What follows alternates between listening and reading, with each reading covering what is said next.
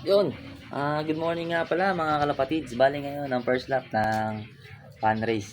Bali ang sinali lang natin ay si Pula, si Blue Bar at si Checkered. Hindi na natin sinali si Green Sail sa fan race. Bali tinraining na lang natin siya.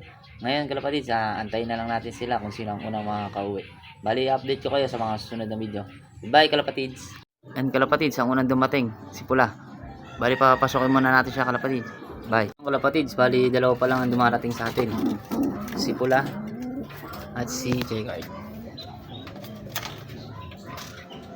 Yan si J-Card. Yun kalapatids, ito na si Blue Bar.